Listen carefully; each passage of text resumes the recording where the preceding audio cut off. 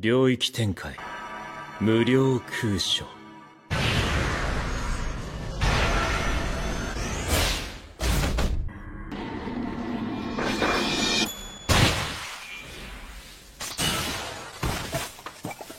Halo teman-teman kos-kosan, gimana kabar kalian? Baik-baik saja kan? Ada satu pertanyaan bagus dari teman kos yang belum sempat Abdi Kos jawab karena kesibukan Abdi Kos. Pertanyaan tersebut dari Evil of Alpha. Next, mungkin bisa dijelaskan Mas Kos, kenapa teknik 10 bayangan bisa dianggap paling spesial juga sampai menandingi Limitless? Kalau secara konsep dan harfiah kan bisa dibilang Limitless jauh lebih spesial, tapi di sini 10 bayangan bahkan bisa menandingi. Oke teman-teman, intinya pertanyaan ini ingin membandingkan antara teknik Limitless dan teknik 10 bayangan, yang mana di antara keduanya yang lebih spesial. Oke, tidak usah banyak basa-basi, dengan sangat mantap dan sangat yakin Abdi Kos katakan kalau teknik 10 bayangan lebih spesial dibandingkan teknik Limitless. Loh, kok bisa gitu? Bukannya teknik Limitless dimiliki oleh Gojo Satoru yang notabene adalah karakter terkuat di Jujutsu Kaisen sesuai dengan pernyataan resmi GG Akutami, tapi kenapa teknik Gojo tidak lebih spesial dari teknik Megumi?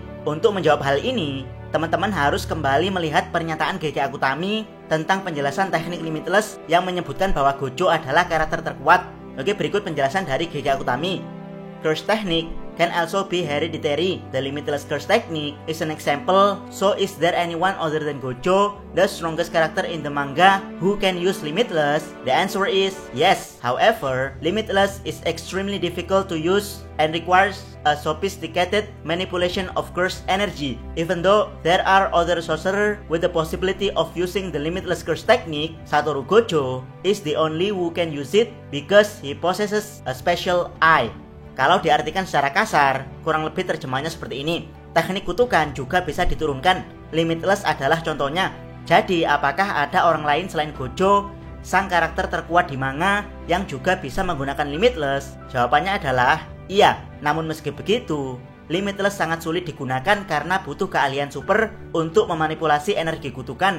Meskipun ada kemungkinan penyihir lain yang bisa menggunakan teknik kutukan Limitless, Satoru Gojo adalah satu-satunya yang ahli dalam menggunakannya karena dia mempunyai mata yang spesial. Dari sini teman-teman harus kembali mencerna pernyataan GG Akutami saat menjelaskan teknik Limitless yang membuat Gojo disebut karakter terkuat di Jujutsu Kaisen. Intinya, teknik kutukan Limitless itu nggak spesial-spesial amat karena teknik ini juga bisa diwariskan secara turun-temurun.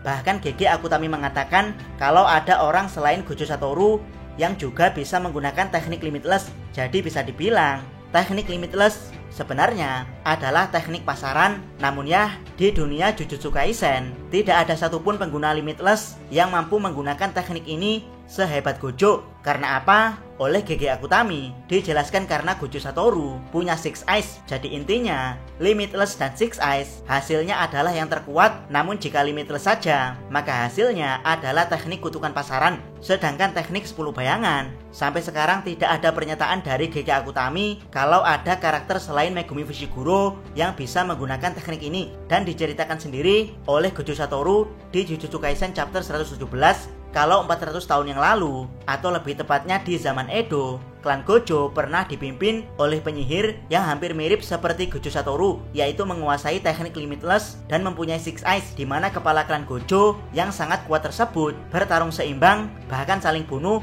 dengan kepala klan Zenin yang seorang pengguna teknik 10 bayangan. Yap, ini Gojo Satoru sendiri yang bilang ya, kalau teknik 10 bayangan sebenarnya lebih kuat dari teknik Limitless, bahkan bisa seimbang jika diadu dengan teknik Limitless yang diperkuat dengan Six Eyes seperti milik Gojo Satoru. Dari sini sebenarnya jawabannya sudah jelas kalau teknik 10 bayangan itu sangat spesial, bahkan lebih spesial dari teknik Limitless yang tanpa Six Eyes. Namun tentu saja teman-teman akan sulit menerima hal ini karena memang Megumi masih jauh dari kata sempurna untuk menguasai teknik 10 bayangan sepenuhnya. Disinilah Abdi Kos akan bahas bagaimana jika seandainya Megumi berhasil menguasai teknik 10 bayangan secara sempurna, akan jadi sekuat apa dia.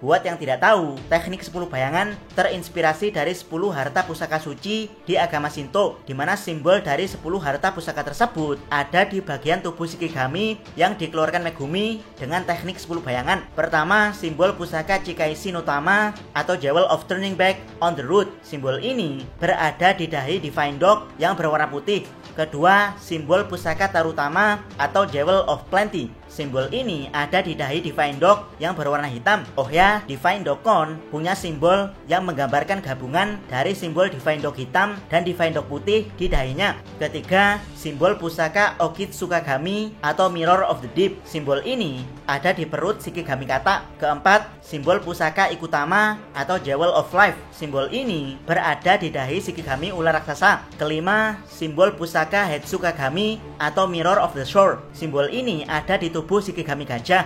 Keenam, simbol Yatsuka Tsurugi yang ada di pedang Taima milik Mahoraga dan juga roda Dharma di belakang punggung Mahoraga. Dari sini, memang tidak semua Shikigami milik Megumi ada simbol pusaka sucinya.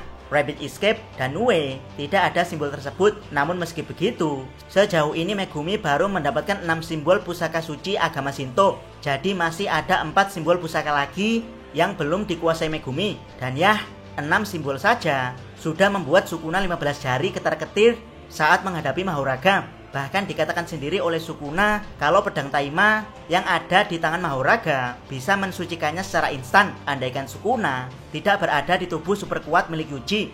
Dari sini bisa teman-teman bayangkan bagaimana seandainya Megumi sudah menguasai 10 simbol dari harta pusaka suci agama Shinto, dimana kalau mengikuti mitologi aslinya 10 harta pusaka suci agama Shinto mampu menyembuhkan segala jenis penyakit, bahkan yang lebih ekstrim bisa membangkitkan seseorang dari kematian. Mungkin ini yang menjadi alasan kenapa Shikigami Megumi seperti punya cheat Unlimited Death alias kematian yang tidak terbatas seperti pada kasus Rabbit Escape dan juga regenerasi super cepat seperti pada kasus Mahoraga. Buat yang lupa, Sukuna menyerang Mahoraga dengan tebasan Dismantle dan Cleave yang digabungkan dengan Supa Pengikat sehingga membuat target yang berada di jarak domain Sukuna akan ditebas sampai ke level debu partikel. Dan ya, Mahoraga bisa selamat dari tebasan super mengerikan tersebut, bahkan bisa beradaptasi pada tebasan Dismantle dan Cleave. Jadi tidak heran kalau 400 tahun yang lalu, kepala klan Gojo yang seorang pengguna Limitless dan Six Eyes bisa saling bunuh dengan kepala klan Zenin yang hanya punya teknik 10 bayangan. Karena memang teknik ini sangat spesial dan sangat powerful. Itulah kenapa jika Kenjaku menyebut Sukuna sebagai bom untuk meledakkan dan menghancurkan dunia Jujutsu, maka Megumi adalah ranjau daratnya yang tentu saja juga bisa meledakkan dunia Jujutsu. Jangan lupa subscribe channel Takos dan jangan lupa share video ini. Salam Mi.